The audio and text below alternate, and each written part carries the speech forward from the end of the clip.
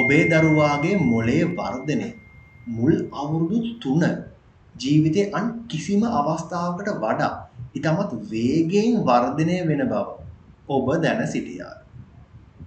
අපි ප්‍රතිශතයක් විදියට බැලුවොත් දරුවාගේ වයස අවුරුදු 3ක් වෙන විට ඒ දරුවාගේ මොළයේ වර්ධනය 80%ක් පමණ සිදු වී හමාරයි.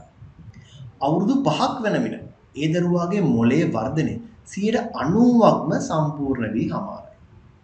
දැන් ඔබ දන්නව නේද මේ දරුවන්ගේ මොළයේ වර්ධනය වීම මේ අවුරුදු 3 ඇතුළතදී ඉතාමත් වේගයෙන් සිදුවනවා කිය. අන්න ඒ ගැනයි මම අද මේ වීඩියෝ එකෙන් ඔබව දැනුවත් කරන්නේ. මම ඩිෂාන් ඩිසිල්වා. මම ස්පීච් ලැන්ග්වේජ් පැතොලොජිස්ට් කෙනෙක් සහ ඔඩියෝලොජිස්ට් කෙනෙක් ලෙස කටයුතු කරනවා. ඔබ තවම මගේ channel එක subscribe කරලා නැත්නම් channel එක දැන්ම subscribe කරන්න. අපේ මේ දරුවන්ගේ මේ මොළයේ වර්ධනය වීම ඉතාමත් වැඩියෙන් සිදුවන කාලය. එහෙම නැත්නම් මේ අවුරුදු 3 වන තෙක් කාලය අපි golden period එක ලෙස තමයි අපි හඳුන්වන්නේ. මේ ඇත්තටම රත්තරන් වලටත් වඩා වටිනවා. මොකද මේ කාලය තුලදී තමයි දරුවන්ගේ සියලුම වර්ධනය වීම සිදුවීම ආරම්භ කරන්නේ. මෙන්න මේ කාලෙදී තමයි දරුවන්ගේ බුද්ධි වර්ධනය වැඩිවීම සිදු කරනු ලබන්නේ. ඉතින් ඔවුන්ගේ කතන සහ භාෂා හැකියාව වර්ධනය වීම සිදුවන්නේ මෙන්න මේ කාලේ. ඉතින් ඔවුන් තාර්කිකව හිතන්න, එහෙම නැත්නම් මේ ලොජිකලි හිතන්න ආරම්භ කරන්නේ මේ කාලේ. ඉතින්ම මේ ක්‍රිටිකල් තින්කින් මෙන්න මේ ආකාරයෙන් සියලුම දේවල් වර්ධනය වීම ආරම්භ වෙන්නේ මේ අවුරුදු 1ත් අවුරුදු 3ත් අතර කාලය. එහෙම නැත්නම් දරුවා ඉපදී අවුරුදු 3ක් වන තෙක් කාලය ඉතාමත් වැදගත් කාලයක් වෙනවා මේ දරුවන්ගේ වර්ධනය දිහා අපි බලනකොට. නමුත් බොහෝ දෙමාපියන් හිතනවා දරුවන්ගේ මේ වර්ධනය වීම ආරම්භ වෙන්නේ අවුරුදු 5න් පස්සේ කියලා. ඔබ මං කලින් කියපු ස්ටැට් එක දිහා බැලුවොත් 90%ක් බ්‍රේන් එක ඩෙවලොප් වෙන්නේ අවුරුදු 5ක් වෙන විට. නමුත් 80%ක්ම දරුවන්ගේ මේ බ්‍රේන් එක වර්ධනය වීම සිදුවන්නේ මේ අවුරුදු 3ක් වන තෙක් පමණයි. එතකොට ඔබට තේරුම් ගන්න පුළුවන් මේ අවුරුදු 3 කියන කාලය ඉතාමත් වැදගත් වෙනවා දරුවන්ගේ මේ වර්ධනයට. ඒ නිසා අපි දරුවන්ට යම් දෙයක් උගන්වන්න අවශ්‍ය නම් මේ අවුරුදු 3 කියන කාලය ඉතාම හොඳ කාලයක් වෙනවා අපිට මේ දරුවන්ට යම් ස්කිල් එකක් උගන්වන්න. ඒත් එක්කම දරුවන්ට ඒ දේ ඉගෙන ගන්න ඔවුන්ට මොළයෙන්ම හොඳ සපෝට් එකක් ලැබෙන කාලයක් වෙනවා. මේ කරුණ තවත් හොඳින් ඔප්පු කරන්න අපේ විද්‍යාඥයින් කටයුතු කර තිබෙනවා. ඔවුන් හොයාගෙන තිබෙනවා මේ අවුරුදු 3 වෙනකොට දරුවන්ගේ මේ නියුරෝප්ලාස්ටිසිටි එක ඉතාමත් වැඩි කියලා. එමගින් ඔවුන් හොයාගෙන තිබෙනවා දරුවන්ගේ ඉගෙන ගැනීමේ හැකියාව. එහෙම නැත්නම් යම් දෙයක් යම් ස්කිල් එකක් ඉගෙන ගන්න ඉතාමත් හොඳ කාලයක් වෙනවා මේ අවුරුදු 3 කියන කාලය. දැන් මම හිතනවා ඔබට මේ දරුවන්ගේ මේ මුල් අවුරුදු 3 තිබෙන වැදගත්කම ගැන ඔබට යම් අදහසක් ලැබෙන්නේ නැති කියලා. දැන් අපි බලමු මේ දරුවන්ගේ අවුරුදු 3ක් වෙනකොට මේ ස්නායු කොහොමද කටයුතු කරන්නේ කියලා. ඔබ දන්නවා අපේ මොළයේ ස්නායු රාශියක් තිබෙනවා. දැන් අපි බලමු මේ මොළයේ තිබෙන ස්නායු කොහොමද මේ කාලේදී ක්‍රියාත්මක වෙන්නේ කියලා. දරුවෙක් උපදිනකොට ඒ දරුවාට නියුරෝන්ස් බිලියන 100ක් පමණ තිබෙනවා කියලා අපි හඳුනාගෙන තිබෙනවා. ඒ වැඩිහිටියන්ගේ ඒ හා සමානව තමයි ඒ ප්‍රමාණය තිබෙන්නේ. දැන් මේ නියුරෝන්ස් නිකන් තිබ්බට කිසිදු ප්‍රයෝජනයක් නැහැ. මේ නියුරෝන්ස් එකින් එක කනෙක්ට් වෙන්න ඕන. එවිට තමයි ඒ පුද්ගලයාගේ ඒ හැකියාව, යම් කාර්යයක් කිරීමේ හැකියාව සිදුවන්නේ. දැන් දරුවාගේ මේ අවුරුදු 3ක් වෙන විට මේ නියුරෝන් සියල්ලක්ම එකිනෙකාට කනෙක්ට් වීම ආරම්භ වෙන සිදු වෙනවා. එතකොට මම අර කලින් කිව්වා වගේ මේ දරුවාගේ අවුරුදු 3ක් වෙනකොට ඒ දරුවාගේ සම්පූර්ණ මොළයේ 80%ක් වර්ධනය වීම සිදුවන්නේ මෙන්න මේ හේතුව නිසා. අපි මේ මොළයේ වර්ධනය වීම ගැන කතා කරමු. මුල් අවුරුද්දේදී ඒ දරුවාගේ මොළයේ ප්‍රමාණය දෙගුණයකින් වැඩිවීම සිදු කරනු ලබනවා. ඒ දරුවාගේ ශරීර ප්‍රමාණය වැඩිවීමත් සමග ඒ ප්‍රමාණය වැඩිවීම සිදු කරනු ලබනවා. ඒත් එක්කම අවුරුදු 2දී පමණ දරුවෙක්ගේ මොළයේ ක්‍රියාකාරීත්වය වැඩිහිටියෙක්ගේ ක්‍රියාකාරීත්වයෙන් දෙගුණයක් වීම සිදු කරනු ලබනවා. දැන් ඔබට තේරෙනවා ඇති මේ බ්‍රේන් එක මේ අවුරුදු 2-3 කියන කාලය තුලදී ඉතාමත් හොඳින් සහ වැඩිපුර ක්‍රියාත්මක වීම සිදු කරනු ලබනවා. ඇයි එහෙම වෙන්නේ? ඒ අර මම කියපු අර නියුරෝන්ස් එකිනෙක කනෙක්ට් වීම නිසා තමයි මේ ක්‍රියාකාරීත්වය ගොඩක් මේ කාලයේදී වැඩිවීම සිදු කරනු ලබන්නේ. මේ නියුරෝන් වල ක්‍රියාකාරීත්වය වැඩිවීමත් සමග එය අපේ කතන සහ භාෂා හැකියාව වර්ධනය වීම අපට දකින්න පුළුවන්. ඒත් මේ දරුවාගේ ඇවිදීමේ හැකියාවන් වර්ධනය වීම දකින්න පුළුවන්. ඒත් එකම තාර්කිකව හිතන්න ඒ දරුවන්ට අවස්ථාවක් තිබෙනවා. මේ දේ වුණොත් මෙන්න මේ දේ වෙනවා කියන එක ඔවුන්ට අවබෝධයක් ලබා ගන්න පුළුවන්. ඒත් අපේ මේ සෙන්සරි ඕගන්ස් වලින් ලැබෙන ඉන්ෆෝමේෂන් අපේ කන, නාසය, සම මේ පංච ඉන්ද්‍රියන් වලින් ලැබෙන උත්තේජන නිසි ආකාරයෙන් ගලපලා ඒට ප්‍රතිචාර දක්වන්න ඒ දරුවන්ට හැකියාව මෙන්න මේ කාලයේදී ලැබීම සිදු වෙනවා. ඒත් එක මේට මේ සෙල්ලම් කිරීම එකතු වුණාට පස්සේ තවත් ඒ දරුවන් ඔවුන්ගේ ඒ නියුරෝන්ස් කනෙක්ට් කර ගැනීම තවත් වර්ධනය වීම සිදු වෙනු ලබනවා. මෙන්න මේ දේවල් ඉතාමත් වැදගත් වෙනවා මේ අවුරුදු 2-3 කියන කාලයේදී. ඔබේ දරුවාගේ ඇවිදීමේ ප්‍රමාදය, කතා කිරීමේ ප්‍රමාදය, මෙන්න මේ ආකාරයෙන් ප්‍රමාදයක් ඇති වූ විට මේ දරුවන්ට ප්‍රතිකාර ආරම්භ කිරීම ඉතාමත් සුදුසුම කාලය වෙන්නේ මේ අවුරුදු 2-3 අතර කියන කාලය. ඒකට හේතුව දැන් ඔබට හොඳින්ම තේරෙන්නේ නැති. මොකද මේ කාලයේදී අපේ මොළයේ ක්‍රියාකාරීත්වය උපරිමයෙන් සිදු කරන කාලය. ඒකට අපි මේ කාලේදී ඒ දරුවන්ට මේ ඉගැන්වීම ආරම්භ කරන විට අපිට ඉතාමත් යහපත් ප්‍රතිඵල ලබා ගන්න පුළුවන්. ඒ නිසා ඔබ හිතනවා නම් දරුවාගේ කතන ප්‍රමාදයක් තියෙනවා කමක් නැහැ අපි ඒක අවුරුදු 5ක් වෙනකම් බලන් ඉඳලා මේ සම්බන්ධව ක්‍රියාත්මක වෙනවා කියලා. අන්න ඒ වැරද්ද ඔබ කරන්න යන්නේ. මොකද දැන් ඔබ මේ වෙනකොට දන්නවා අපේ මොළයේ ක්‍රියාකාරීත්වය කොහොමද සිදුවන්නේ කියලා. දැන් අපි තව ටිකක් මේ අපේ මොළයේ වර්ධනය ගැන කතා කරමු. ඔබ දන්නවා අපේ මොළයේ කොටස් දෙකකට අපට එය වෙන් කරන්න පුළුවන්. එය අපේ දකුණු මොළය සහ වම් මොළය ලෙස අපට එය සරලව හඳුන්වන්න පුළුවන්. මේ දකුණු මොළය සහ මේ වම් මොළයෙන් සිදු කරන කාර්ය දෙකක්. දැන් අපි ඒ ගැන ටිකක් කතා කරමු. අපි මේ වම්පස මොළය එහෙම නැත්නම් අපි මේ left hemisphere එක අපිට ඉතාමත් වැදගත් වෙනවා. අපි මේ කතන සහ භාෂා හැකියාව වර්ධනය කරන්න. මොකද අපි මේ කතන සහ භාෂා වර්ධනයට අවශ්‍ය සියලුම කොටස් තිබෙන්නේ මේ left side එකේ. මෙහිදී ඒ දරුවන්ගේ කතන සහ භාෂා හැකියාව වර්ධනය, තර්ක කිරීමේ හැකියාව වැනි ක්‍රියාකාරීත්වයන් රාශියක් මේ වම්පස මොළයෙන් සිදු කරනු ලබනවා. මීට අමතරව word recognition එක කියන්නේ වචන හඳුනා ගැනීම, sentence construct කිරීම කියන්නේ වචන මාලාවක් එකතු කර වාක්‍යයක් නිර්මාණය කිරීම, මේ ආකාරයෙන් සියලු දේට අපේ මේ වම්පස මොළය ඉතාමත් වැදගත් වෙනවා.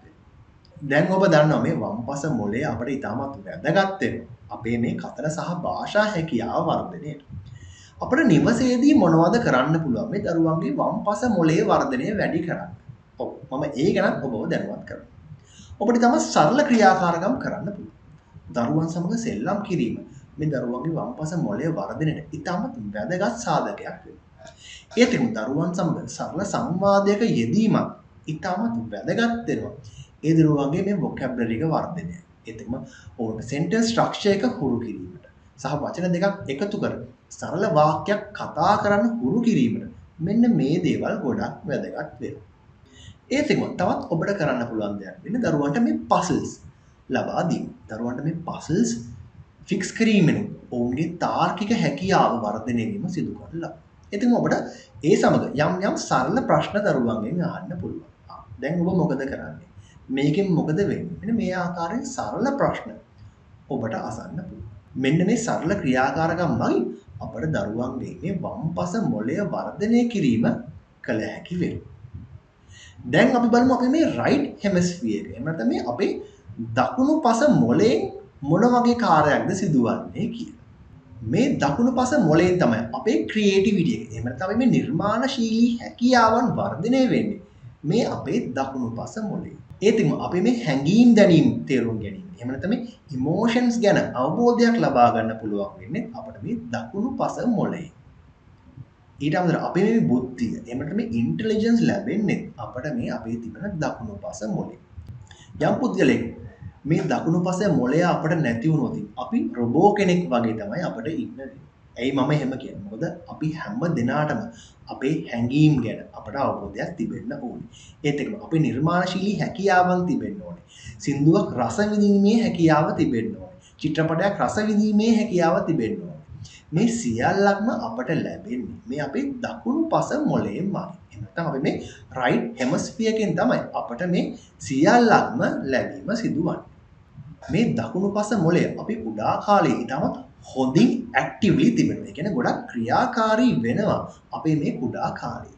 මම කලින් කිව්වා වගේ මේ දකුණු පස මොළය අපේ ආර්ට්ස් එහෙම නැත්නම් මේ චිත්‍ර, සංගීතය, නාට්‍ය මේ සියල්ලටම ලොකු බලපෑමක් ඇති කරනවා. ඒත් අපේ සමාජයේ අපේ වටපිටාවේ මොනවද වෙන්නේ කියන එක ගැන අපට අවබෝධය ලැබෙන්නේ මේ අපේ දකුණු පස තිබෙන මොළේ.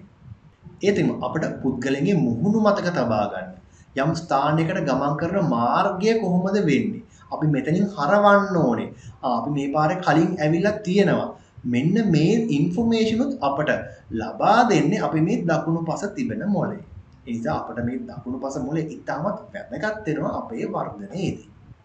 දැන් අපි බලමු කුඩා කාලේදී කොහොමද අපි මේ අපේ දකුණු පස මොළය වර්ධනය කරගන්නේ කියලා. අපිට මේ සම්බන්ධයෙන් තමයි සරලව ක්‍රියා කරන්න පුළුවන්. ඒ තමයි අපිට පුළුවන් තරම් දරුවන්ට චිත්‍ර අඳින්න දෙන්න පුළුවන්, සංගීතය අහන්න දෙන්න පුළුවන්, එහෙම නැත්නම් යම් මියුසික් ඉන්ස්ට්‍රුමන්ට් එකක් ප්ලේ කරන්න දෙන්න පුළුවන්, පියානෝ එකක් දෙන්න පුළුවන්, ඩ්‍රම් එකක් ප්ලේ කරන්න, গিitar එකක් ප්ලේ කරන්න. මෙන්න මේ ආකාරයෙන් ශබ්ද ඇහෙන්න සහ ඒ දරුවන්ට ඒ ශබ්ද ප්ලේ කරන්න අවස්ථාව අපිට ලබා දෙන්න පුළුවන්. අපට මේ දරුවන්ට එළි මහනේ සෙල්ලම් කිරීමට අවස්ථාව ලබා දීමෙන් අපට මේ ඒ දරුවන්ගේ දකුණු පස මොළේ වර්ධනය කිරීමට අපට උපකාරී වෙන්න පුළුවන්. විශේෂයෙන්ම අපි එළි මහනේ සෙල්ලම් කිරීම ගැන කතා කරනකොට එළි මහනේ දරුවන්ට විවිධ තත්ත්ව හමු වෙන්න පුළුවන්. අන්න ඒ නිසා තමයි අපි නිතරම ඒ දරුවන්ගේ එළි මහනේ සෙල්ලම් කිරීමට අවස්ථාවක් ලබා දෙන්න කියන එක ගැන කතා කරන්නේ. එළි මහනේ සෙල්ලම් කරනකොට ගොඩක් වෙලාවට ඒකට විවිධ ශබ්ද, විවිධ සත්තු, විවිධ දේවල් අපිට නරඹන්න පුළුවන්. ඒ දරුවන්ගේ සෙන්සරි ස්කිල් එක වර්ධනය කිරීමට ලොකු උපකාරයක් වෙනවා. තවත් ඔබට නිවසේදීම කළ හැකි ක්‍රියාකාරකමක් වෙන්නේ. ඔවුන්ට මේ ෆිසිකල් ඇක්ටිවිටීස් කරන්න අවස්ථාවක් ලබා දීම. මේ මගින් ඔවුන්ගේ මේ කෝඩිනේෂන් එක වර්ධනය කිරීම අපට සිදු කරගත හැකි වෙනවා. මේකට උදාහරණ කිහිපයක් මම දෙන්නම්. අපිට පුළුවන් දරුවාට බෝලයක් විසික් කළා ඒ බෝලේ අල්ලන්න කියලා කියනවා. එහිදී ඒ දරුවාට ඒ බෝලය දිහා බලන් ඉන්න ඕනේ. එතන අත අරන් යන්න ඕනේ. දුවගෙන එතනට යන්න ඕනේ. මෙන්න මේ ආකාරයෙන් කෝඩිනේෂන් එක වර්ධනය කිරීමට අපට කටයුතු කරන්න පුළුවන්. ඒතිම තවත් අපට කියන්න පුළුවන් දරුවාට තනි කකුලෙන් හිටගෙන ඉන්න. එහෙම නැත්නම් තනි කකුලෙන් පොඩ්ඩක් දුවන්න. මෙහිදී විශේෂයෙන්ම අපට මේ දරුවන්ගේ මේ බැලන්ස් එක වර්ධනය කිරීම අපට සිදු කරන්න පුළුවන්. එහිදී කොහොමද මේ දරුවන් මේ සමතුලිතතාවය පවත්වා ගන්නේ කියන එක ගැන සහ අනෙකුත් සෙන්සරි ස්කිල්ස් උත් වර්ධනය වීම මෙහිදී අපට සිදු කරන්න පුළුවන්.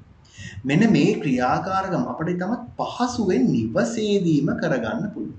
එවිට ඒ දරුවාගේ මේ දකුණු පස මොළය වර්ධනයට ලොකු උදව්වක් ඇති කරනු ලබනවා. විද්‍යාඥයින් සහ මේ පරීක්ෂකයින් සොයාගෙන තිබෙනවා පුද්ගලයෙක් නම් ඔහුගේ මේ දකුණු පස සහ වම් පස මොළේ වර්ධනය ඉතාමත් සමබරව තබාගත යුතුයි කියලා.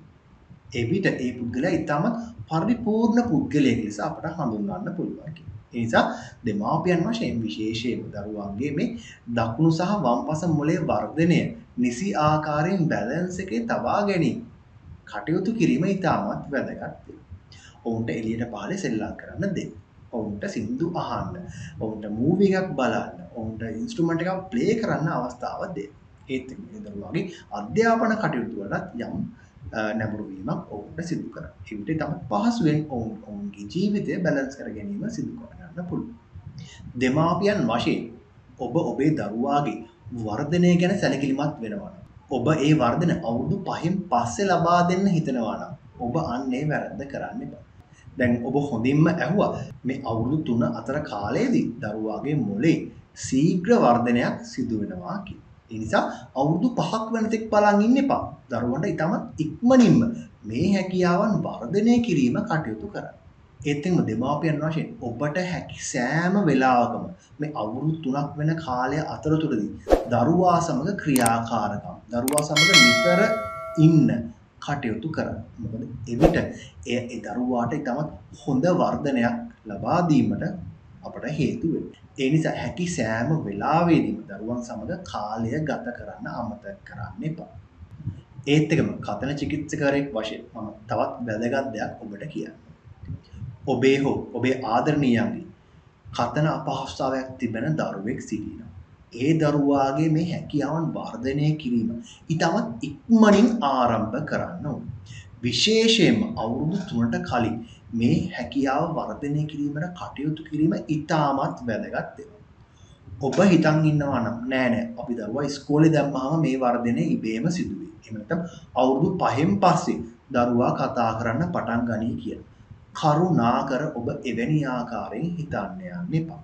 මොකද දැන් ඔබ හොඳින්ම දන්නවා මේ අවුරුදු 3ක් වෙනකොට දරුවාගේ මේ මොළේ 80ක් පමණ වර්ධනය වීමක් සිදු වී හමාරයි කියලා. ඒ නිසා මෙවැනි කතන භාෂා අපහසුතාවයක් තිබෙනවා නම් ඊටමත් ඉක්මනින්ම දරුවාව කතන චිකිත්සකවරයෙක් හමු වී ඒ කතන චිකිත්සාව ආරම්භ කිරීම ඊටමත් වැදගත්.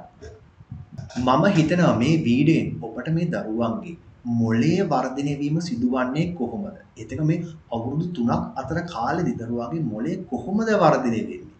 ඒතෙම අපි මේ දරුවන්ගේ මේ දකුණු පස සහ වම් පස මොළය වර්ධනය වීමට මොන වගේ ක්‍රියාකාරකම්ද කරන්න ඕනේ කියන එක ගැන ඔබට යම් අදහසක් ලැබෙන්නේ නැති කියලා. මේ සම්බන්ධව ඔබට ඕනෑම ගැටලුවක් හෝ ප්‍රශ්නයක් තිබෙනවා නම් කමෙන්ට් කරන්න. මම අනිවාර්යයෙන්ම ඒ සඳහා පිළිතුරු ලබා දීම සිදු කරන ලබනවා. ඔබට හෝ ඔබේ ආදරණීයන්ට කතන සහ භාෂා අපහසුතාවයක් තිබෙනවා. ඒ සම්බන්ධ ප්‍රතිකාර ලබා ගැනීමට අවශ්‍ය ඔබට 0.761 83යි 84යි 84 කියන අංකයේ මාව සම්බන්ධ කරගන්න පුළුවන්. ඒතින් ඔබ තවමත් මගේ channel එක subscribe කරලා නැත්නම් channel එක දැන්ම subscribe කරන්න. ඒතින්ම bell icon එක click කරන්න අමතක කරන්න එපා. ඒ විදිහට මම අලුතෙන් update කරන videos upload කර විගස ඔබට notification එකක් මගින් දැනුවත් කිරීමක් සිදු කරනු ලබනවා. බොහොම ස්තුතියි මගේ මේ වීඩියෝ එකත් එක්ක එකතු වෙලා හිටියට. ආයුබෝවන්.